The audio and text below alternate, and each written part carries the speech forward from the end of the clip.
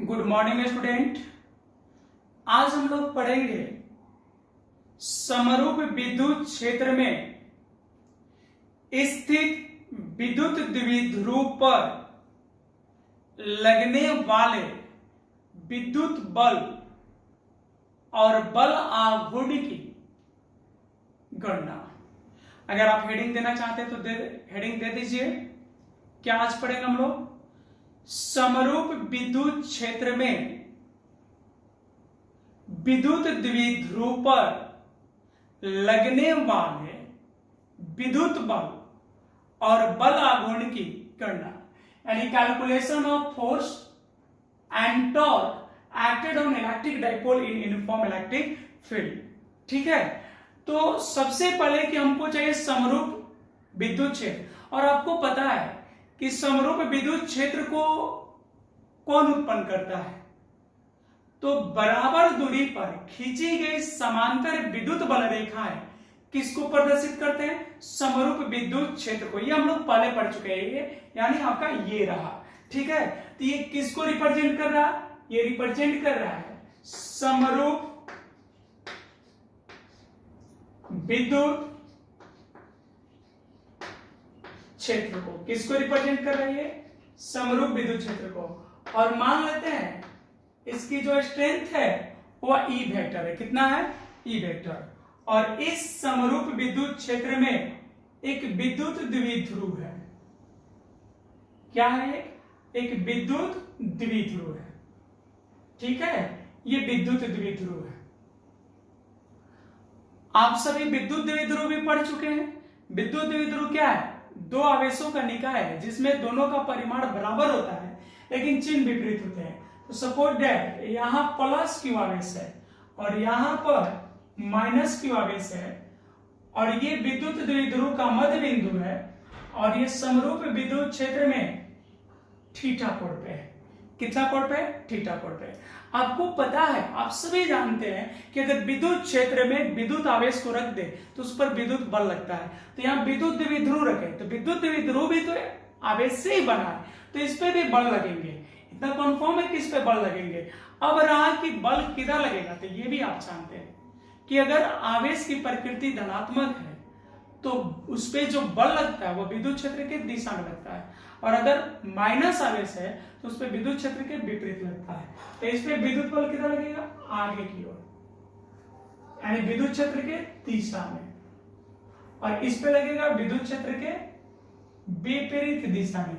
विद्युत क्षेत्र इधर जा रहा है तो ये इधर लगेगा। ठीक है, और चूंकि दोनों का परिमाण सेम है तो यहां लगेगा F बराबर QV, और यहां माइनस QV नहीं, यहां भी लिखेंगे QV।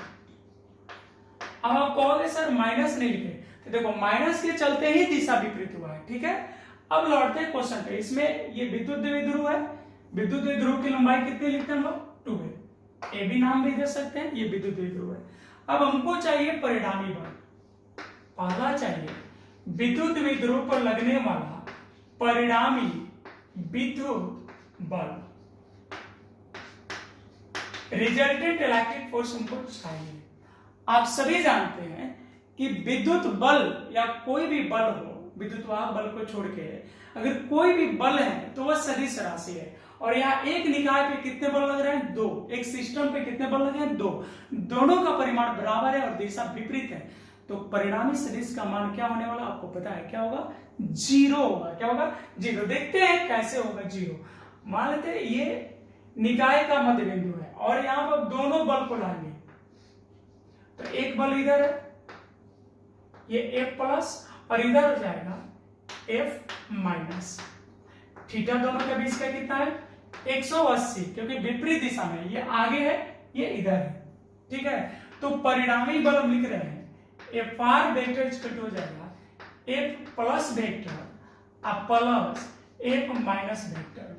ठीक है, और दोनों का बीच का एंगल 180 है, तो परिणामी सदिश का परिमाण हो जाएगा F प्लस 180 पे बीच में घटा होता है F माइनस। तो गौर करेंगे दोनों का परिमाण क्या है? QV। तो QV माइनस QV, QV में से QV घटेगा भाई, तो क्या हो जाएगा? 0। ये हो जाएगा 0 न्यूटन। यानी समरूप विद्युत क्षेत्र में विद्युत द्विध्रुव पर लगने वाला परिणामी बल का मान होता है 0। तो एक तो हो गया, एक टॉपिक हो गया हम लोग का। अब चाहिए दूसरा, और यही इंपॉर्टेंट है। देखिए अब दूसरा हमको क्या चाहिए, बल आघूर्ण। बल आघूर्ण, विद्युत बल आघूर्ण, विद्युत बल आघूर्ण एंड इलेक्ट्रिक टॉर्क हमको चाहिए। देखो बल आघूर्ण कब लगता है, देखो यहाँ पे दोनों बल को गौर कीजिए आप, विपरीत तो है लेकिन दोनों की क्रिया रेखाएं जो है अलग अलग है। इसका क्रिया रेखा यहाँ है और इसका क्रिया रेखा यहाँ है। बोलो दोनों की क्रिया रेखा अलग है। तो जब समान परिमाण परंतु विपरीत प्रकृति के दो बल एक निकाय पर लगते हैं और दोनों का क्रिया रेखा अलग अलग होता है, तो यहाँ पे एक बल युग्म उत्पन्न होता है और वह बल युग्म उस सिस्टम को, उस निकाय को घुमाने का प्रयत्न करता है, घुमाने का प्रयत्न करता है। और वही जो घुमाने की टेंडेंसी है, उसके स्ट्रेंथ को, उसके पावर को, उसके शक्ति को हम लोग क्या कहते हैं, बल आघूर्ण कहते हैं। क्या कहते हैं, बल आघूर्ण। और बल आघूर्ण जो है गणितीय रूप से, बल आघूर्ण गणितीय रूप से लिखते चलते हैं। देखो बल आघूर्ण का डेफिनेशन मैथमेटिकल देंगे। बल आघूर्ण, बल आघूर्ण गणितीय रूप से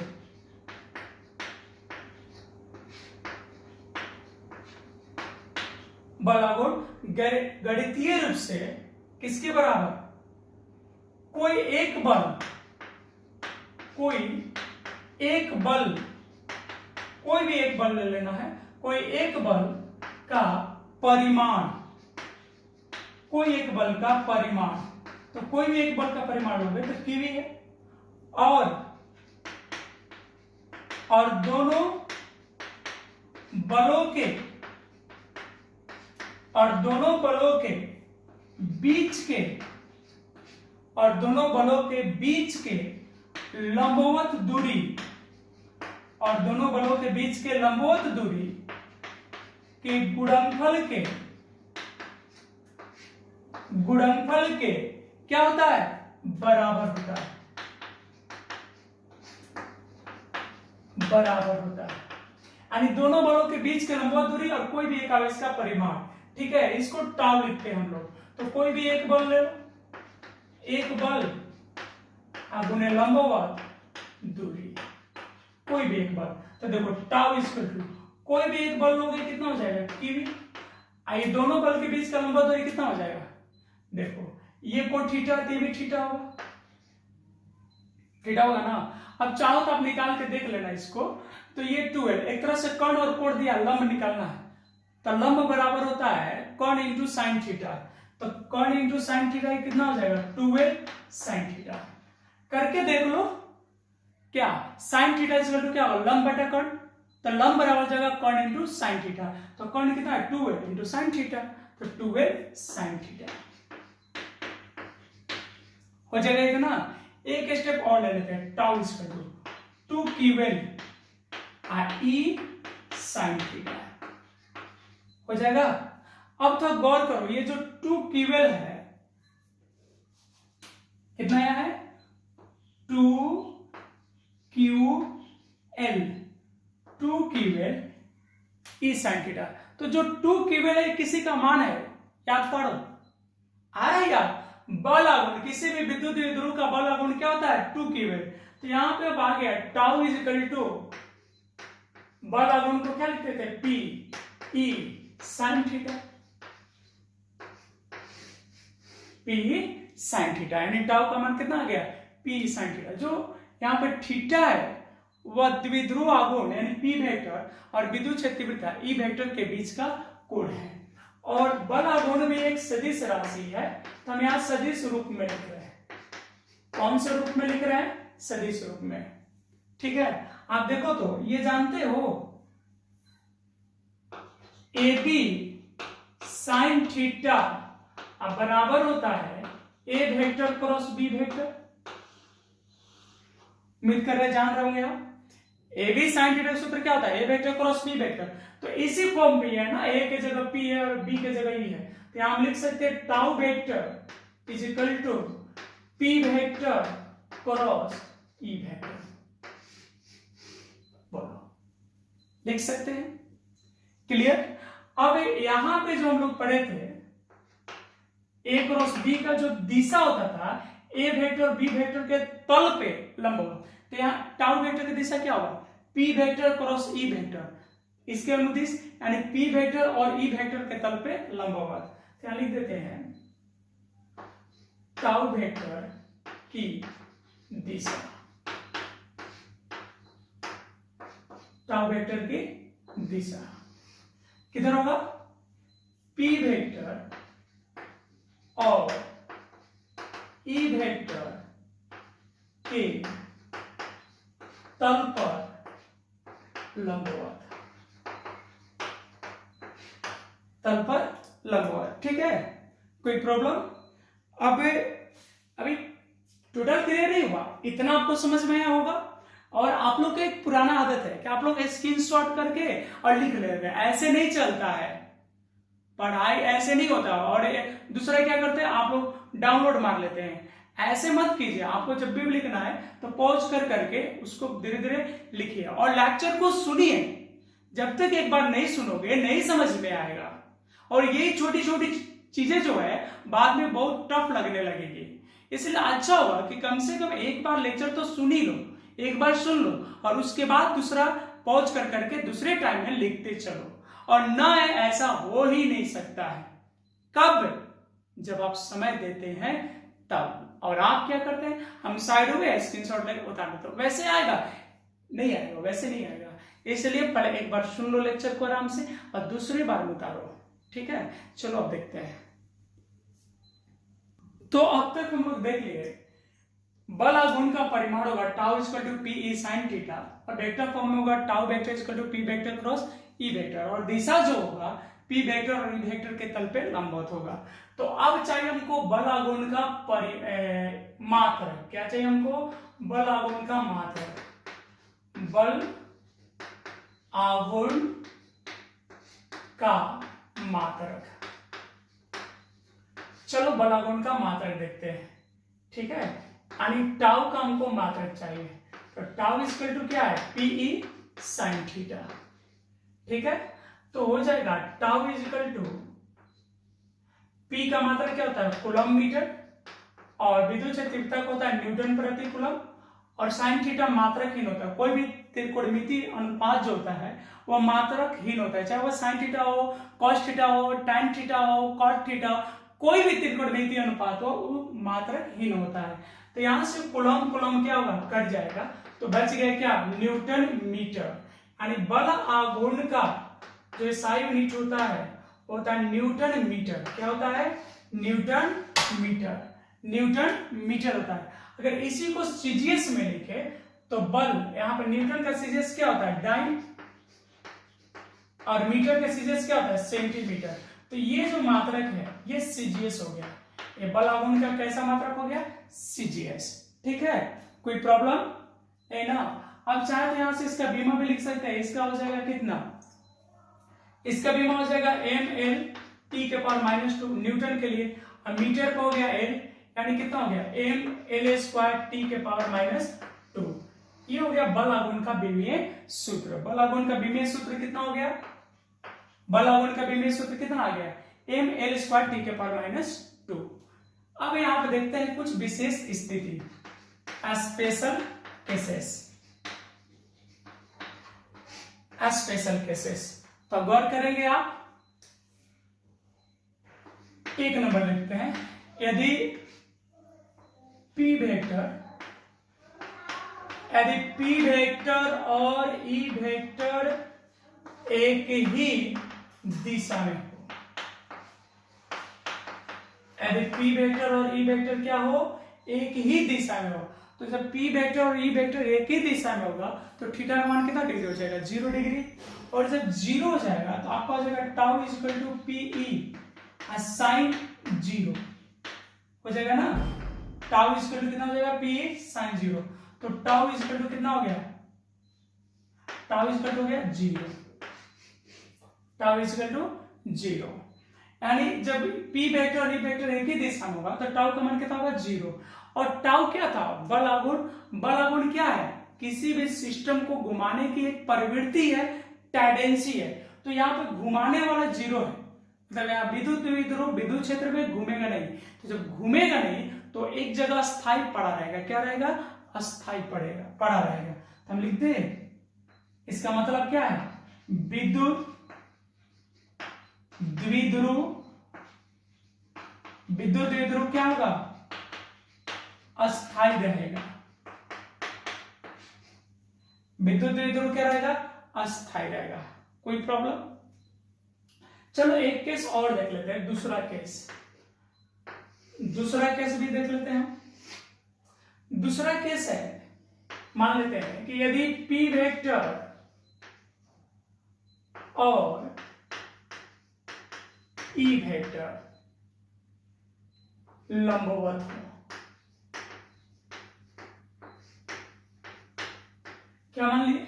यदि P वेक्टर और E वेक्टर क्या हो? लंबवत हो। आप अच्छे से फ्रेश करके लीजिएगा। यदि P वेक्टर और E वेक्टर लंबवत हो तो आपका यहाँ हो जाएगा टाउ इजिकल टू, चूंकि टाउ इजिकल टू होता है PE साइन थीटा, तो यहाँ साइन 90 हो जाएगा। और साइन 90 का मान होता है 1, तो यहाँ हो जाएगा प्लस PE हो जाएगा ना। और ये बड़ा कोण का मैक्सिमम वैल्यू है P, तो इससे हम लिख सकते हैं कि इस स्थिति में घुमाने वाला हो गया, तो यहाँ पे क्या होगा? अस्थायी की जगह हो जाएगा अस्थायी। विद्युत द्विध्रुव किस स्थिति में? जब थीटा 90 डिग्री होगा। विद्युत द्विध्रुव विद्युत क्षेत्र में क्या रहेगा? विद्युत क्षेत्र में अस्थायी रहेगा। विद्युत क्षेत्र में अस्थायी रहेगा। ठीक है, चलो एक केस थ्योरी भी देख लेते हैं। केस 3, यदि P वेक्टर और E वेक्टर, यदि P वेक्टर और E वेक्टर विपरीत हो।